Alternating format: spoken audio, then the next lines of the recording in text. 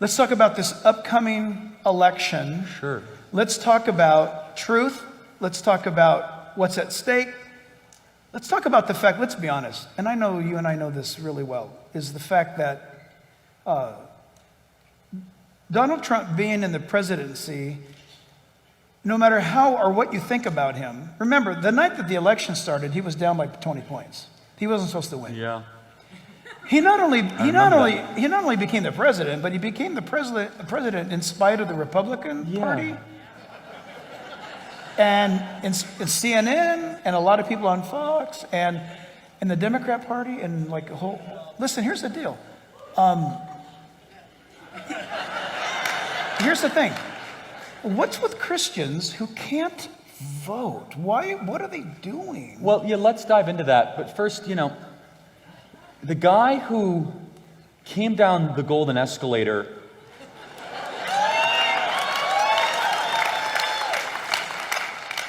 defeated 16 other Republicans, called out how both parties have betrayed the American middle class, beat the media, beat the Clintons, beat the Bushes, beat voter fraud, deep state, and big tech, gets spied on, becomes president. They launch a fake Russia Mueller probe. We end up moving the embassy, deleting the Iran deal, killing Qasem Soleimani, Baghdadi, eliminating ISIS. Most pro-life president in American history. Wait, say it again. Say it again. Most pro-life president. Most pro-life president in American history.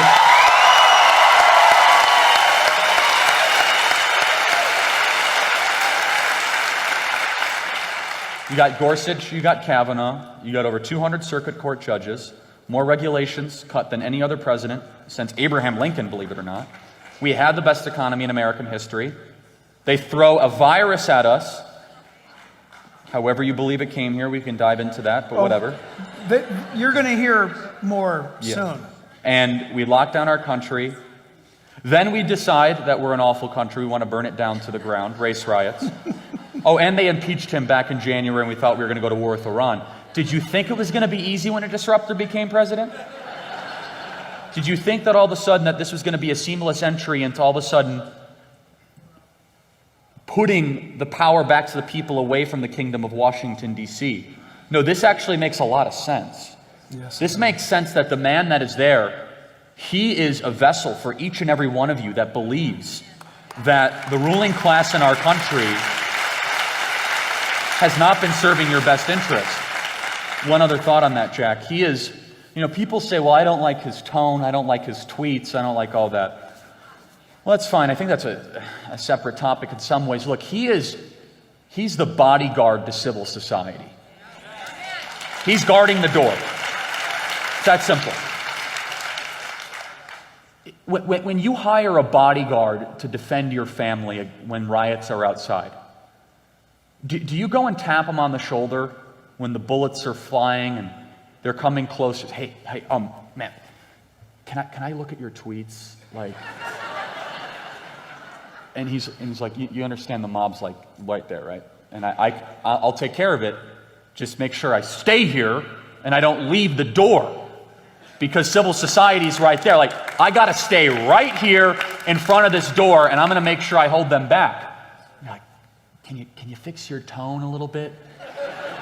It's like, did I not just mention the mob is literally right there that wants to burn everything down? So I kind of think it's a clumsy argument, to be honest with you, because we're not electing a human being. Get that out of your mind. The United States presidency is electing a worldview. It's electing an entire infrastructure of a philosophy of ideals, ideas, and how you want the government and the country to go. Donald Trump is merely a representation of civil society. Donald Trump is merely a placeholder for what is moral and what is good. And my goodness, I'll tell you what. I kind of like the fact that he punches back a little bit. I like the fact that he fights.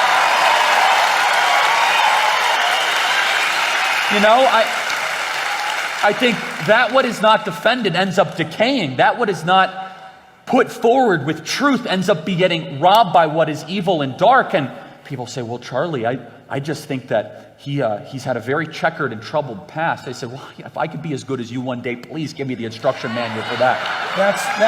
That's the big deal.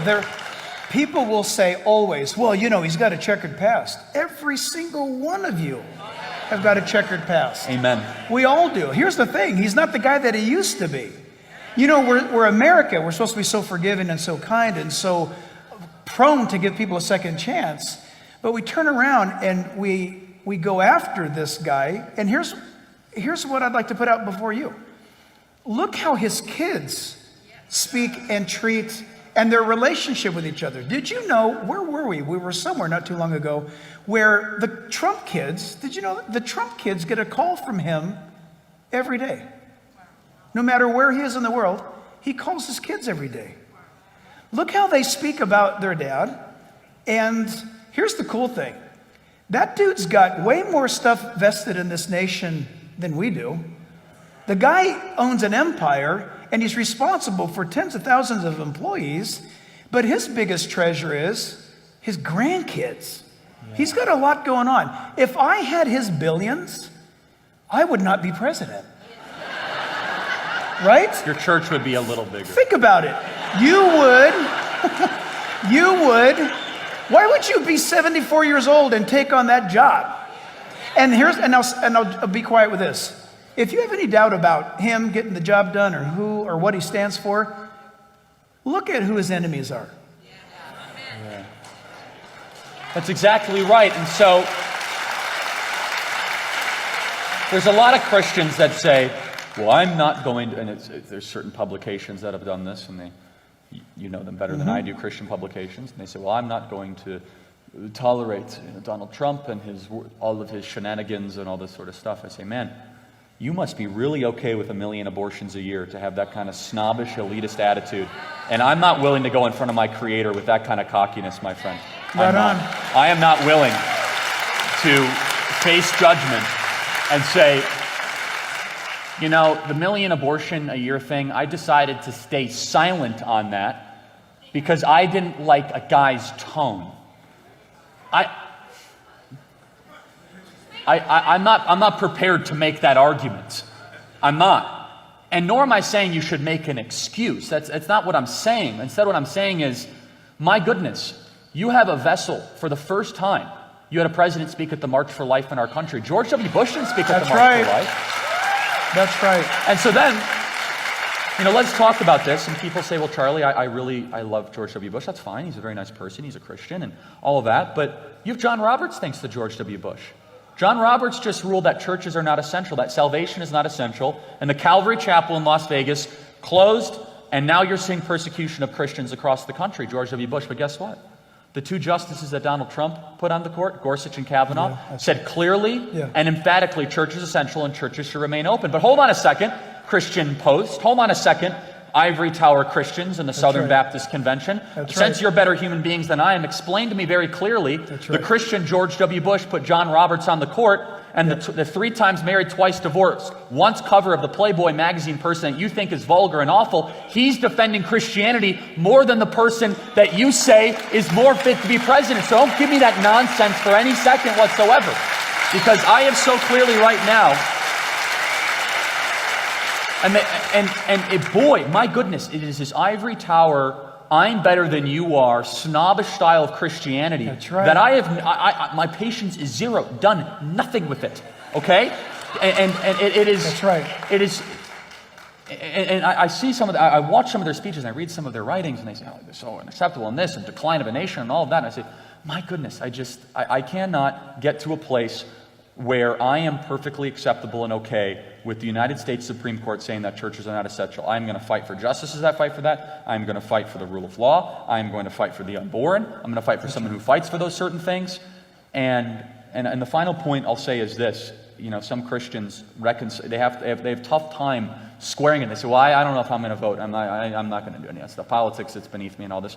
And I think it's a very simple decision-making matrix. I ask the question, I say, well, does God care how you act? And any reasonable Christians say, yeah, of course, yeah. Well, is voting acting? Well, yeah. So does God care how you vote? Yes, of course he does. If you're voting for people that are okay and want to increase the amount of unborn children that are terminated in the womb every single year, how is that not an extension of your moral action? How is that not an extension of your biblical worldview? How is that not an extension of the text that you're reading that says all people are made in the image of God? Of course he cares about how you vote. Of course.